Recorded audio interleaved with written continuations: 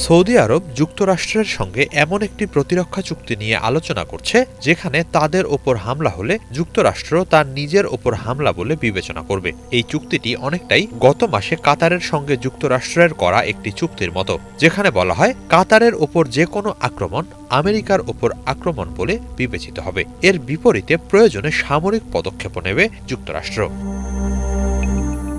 British সংবাদ মাধ্যম financial টাইমসের খবরে বলা হয়েছে, সৌদি কর্তৃপক্ষ আশা করছে আগামী মাসে যুবরাজ মোহাম্মদ বিন সালমান হোয়াইট হাউস সফরের সময় এই চুক্তিটি চূড়ান্ত হবে। সংশ্লিষ্ট একটি সূত্র জানিয়েছে, সম্ভাব্য এই চুক্তিটি হবে বিশাল এবং এতে দুই দেশের মধ্যে সামরিক ও গোয়েন্দা সহযোগিতা আরও বাড়ানোর বিষয়ও অন্তর্ভুক্ত থাকবে।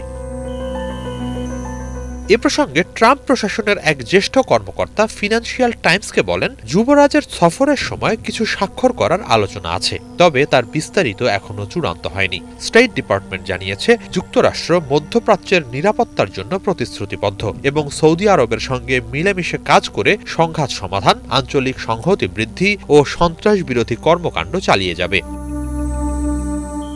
ফিনান্সিয়াল টাইমস জানায়, দীর্ঘদিন ধরেই যুক্তরাষ্ট্রের সঙ্গে প্রতিরক্ষা চুক্তি করতে চাইছে সৌদি আরব। এ নিয়ে সাবেক প্রেসিডেন্ট জো বাইডেন প্রশাসনের সঙ্গে আলোচনার মাধ্যমে তারা এমন একটি চুক্তি করার চেষ্টা করছিল যার মধ্যে ইসরায়েলের সঙ্গে সম্পর্ক স্বাভাবিককরণও যুক্ত ছিল। কিন্তু 2023 সালের 7 অক্টোবর ইসরায়েলে হামাসের আক্রমণ এবং গাজা যুদ্ধের কারণে সেই পরিকল্পনা ব্যাহত হয়। এ যাত্রায় এই চুক্তির বিনিময়ে সৌদি ইসরায়েলের সঙ্গে সম্পর্ক স্বাভাবিক করার বিষয়টি রাখবে কিনা তা এক বড় প্রশ্ন, কারণ গাজা গণহত্যা ও কাতারে ইসরায়েলের নজিরবিহীন হামলা অনেক সমীকরণ পাল্টে দিয়েছে।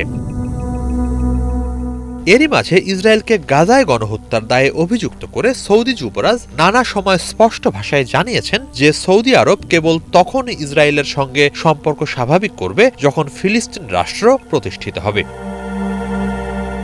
যদিও শিগগিরই ইসরায়েলের সাথে অনেক আরব দেশ সম্পর্ক স্বাভাবিক করবে বলে আশাবাদ জানিয়েছেন মার্কিন প্রেসিডেন্ট ডোনাল্ড ট্রাম্প। বহুল আলোচিত আব্রাহাম চুক্তি বা আব্রাহাম অ্যাকর্ডের আওতায় এসব বাস্তবায়িত হবে। সৌদি আরব এই চুক্তিতে যোগ দেবে বলে আশাবাদ জানিয়েছেন ট্রাম্প। সব মিলিয়ে আগামী মাসে মোহাম্মদ বিন সালমানের যুক্তরাষ্ট্র সফরে অনেক কিছুই দেখার আছে।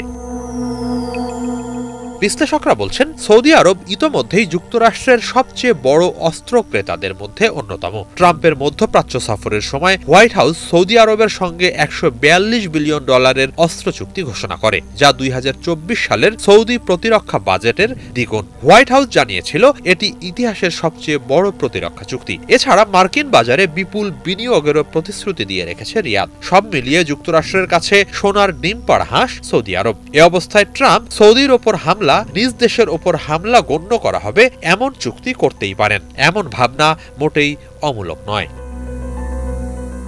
হিজল জোবায়ের, বাংলা ভিশন।